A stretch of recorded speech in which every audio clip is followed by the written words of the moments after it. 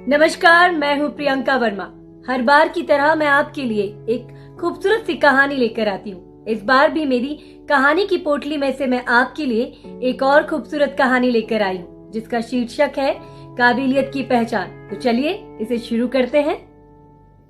एक घने जंगल में एक खूबसूरत सा तालाब था और उस तालाब के किनारे ही बसा था एक प्यारा सा बागीचा। और उस बागीचे में ढेर सारे पौधे लगे हुए थे, पेड़ लगे हुए थे और उनमें ढेर सारे फूल लगे हुए थे। उस बागीचे को देखने के लिए लोग दूर दूर से आया करते थे और आकर के उस बागीचे की तारीफ करते थे। वहीं उस बागीचे में एक गुलाब के पौधे पर एक पत्ता लगा था, जो हर दिन यही सोचता था कि दूर से आने वाले लोग इस बागीचे की भरपूर तारीफ करते हैं। यहाँ लगे लगे सारे के सारे रंग बिरंगे फूल उन्हें लुभाते हैं और उनकी तारीफ करते हुए वो थकते नहीं हैं। काश कोई ना कोई एक दिन उस पत्ते की भी तारीफ करेगा। और इसी इंतजार में वो हर दिन गुजार रहा था और यही सोच रहा था कि कोई ना कोई एक दिन उसकी तारीफ जरूर करेगा। और इसी इंतजार में दिन प दिन गुजरते जाने लगे। कई दिन गुजर जाने के बाद उसे ऐसा महसूस हुआ कि कोई भी उसकी तारीफ करता ही नहीं है, या फिर यूं कहे कि कोई उसकी तरफ देखता ही नहीं है। गुलाब के फूल इतने खूबसूरत हैं, वहां लगे अन्य और भी फूल इतने खूबसूरत हैं कि उनकी खूबसूरती के आगे शायद वो पत्ते को कोई नजर भर के भी नहीं देखता है। और इसी वजह से वो हीनता महसूस करने लगता है। वो ये सोचने लगता है कि कहाँ ये खूबसूरत से फूल और कहाँ मैं।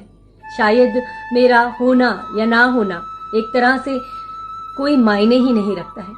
और इसी तरह से वो उदास रहने लगता है। एक दिन अचानक से उस बागीचे में बहुत जोर जोर से हवा चलने लगती है और वो हवा धीरे ही धीरे एक आंधी का रूप ले लेती है। धीरे ही धीरे आंधी का बहाव बहुत तेज होने लगता है। उस बागीचे में लगे हुए सारे फूल और पौधे तहस नहस होने लगते हैं। हवा के तेज बहाव की वजह से वहां पौधों पे लगे हुए खूबसूरत से फूल जमीन पर आकर गिरने लगते हैं। हवा का बहाव इतना तेज होता है कि उस गुलाब के पौधे पे लगा हुआ वो पत्ता भी झटक के जमीन पे गिरता है और हवा के तेज बहाव के साथ उड़ता हुआ तालाब में जाके गिर जाता है। वहीं उसकी नजर तालाब में एक चींटी पर पड़ती है, जो हवा के तेज बहाव से उड़कर तालाब में आ जाती है और अपनी जान बचाने की लगातार कोशिश करती है। बार बार प्रयास करने की वजह से चींटी थक जाती है और ये महसूस करने लगती है कि अब उसका बच पाना संभव नहीं है। शायद अब वो उस पानी में डूबकर तड़प कर मर जाएगी। और इसी वहम में वो अपनी हिम्मत को हारने लगती है। अपने प्रयासों से हारी हुई उस चींटी को देखकर उस पत्ते को उस चींटी पे तरस आ जाता है।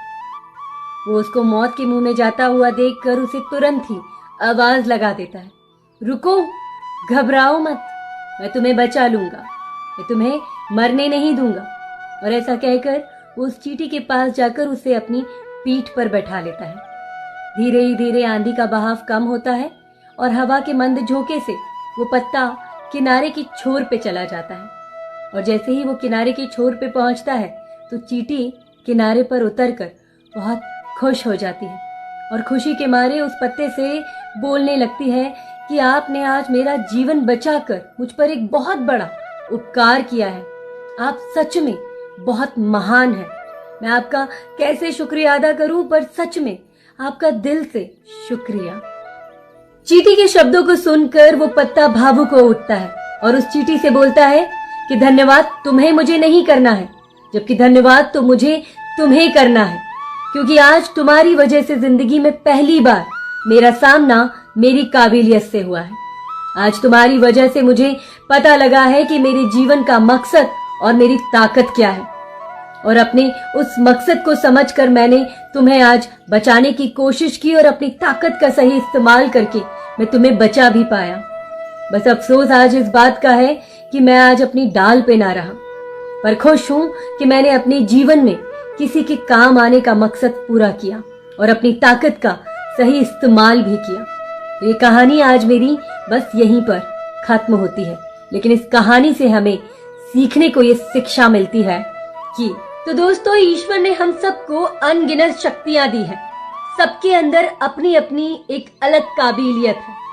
कई बार हम अपनी इस काबिलियत से अनजान जरूर होते हैं, लेकिन समय आने पर जब हमें हमारी इस काबिलियत का पता लगता है तो हमें इस बात को भी समझना चाहिए कि जीवन में किसी एक असफलता से हमें ये निर्धारित नहीं करना चाहिए कि हमारे जीवन का मतलब असफलता या अयोग्यता है, बल्कि अपनी काबिलियत को पहचान कर एक ऐसा कार्य करना चाहिए जो शायद कभी किसी और ने किया ही ना हो। तो बस मेरी कहानी यही खत्म होती है। अगर आपको मेरी ये कहानी पसंद आई है तो इसे लाइक जरूर करें, इस पर कमेंट करें और इसे शेयर तो बिल्कुल करें। साथ ही साथ मेरे इस चैनल को सब्सक्राइब तो जरूर करें। धन्यवाद। मैं हूं प्रियंका वर्मा।